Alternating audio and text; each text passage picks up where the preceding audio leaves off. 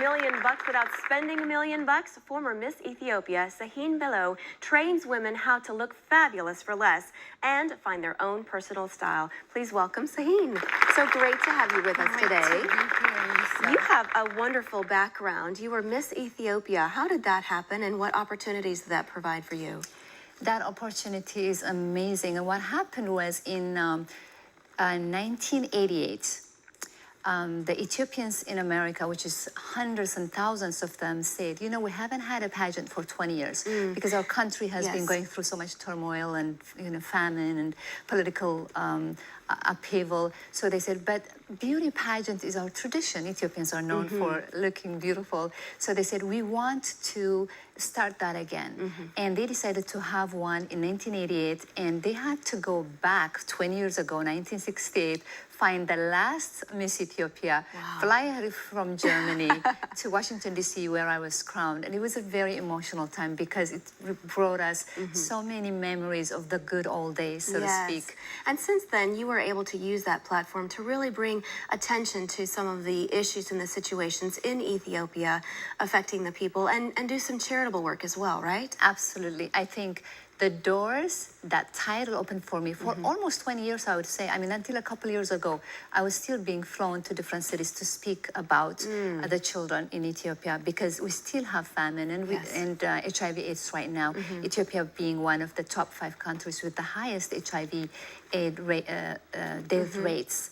I think about 1 million orphans are expected in Ethiopia because of HIV/AIDS. So that title has opened doors for me. Even here, while I was in Georgia, it was just phenomenal. I could almost go anywhere with that title, so it was great. Well, and one of the other things that you have done, being a former model and Miss Ethiopia, it brought you a lot of training and understanding of how to dress and how to carry yourself.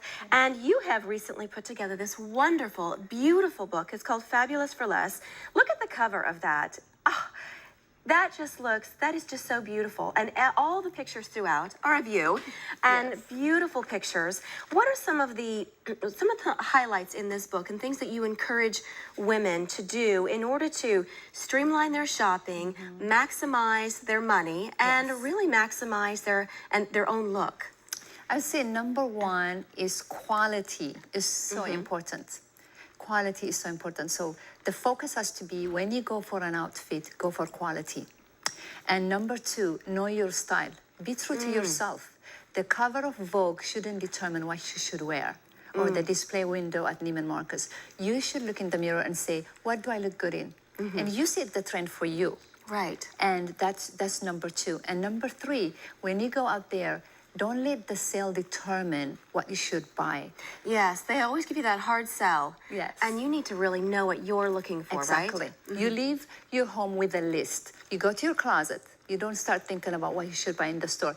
You go to your closet and say, what is it what I need? Is it a weekend outfit? Is it a suit? Is it a formal attire? So you take inventory first. Before you leave. Because when you go to the store, you're going to be swayed by the salesperson, by the music, by whatever is out there. Trends. Absolutely. And you come home, and you end up with these pieces that don't go with anything, and they end up taking precious closet space and eventually collect dust.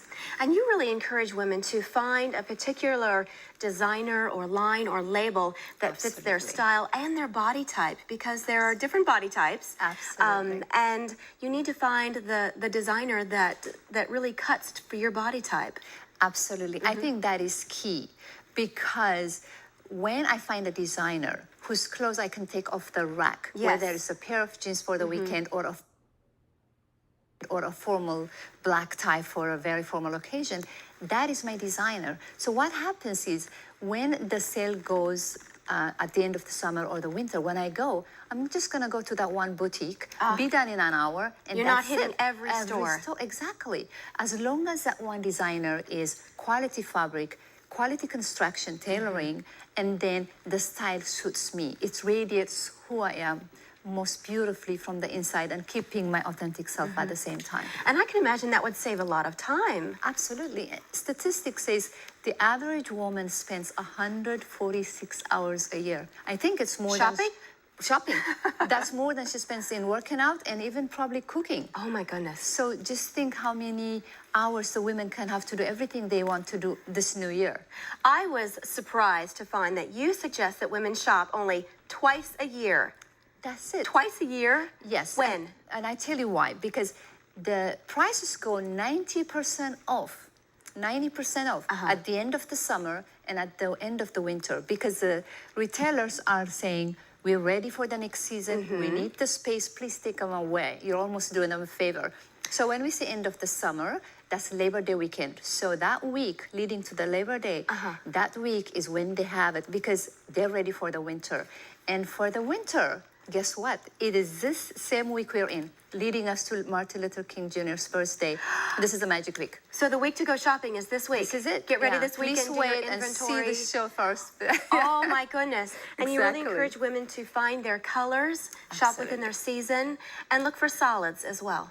Lisa, colors are so beautiful. I don't care if it's a $10,000 outfit. If it is not the right color, it can't do the magic. It's got to be the right color.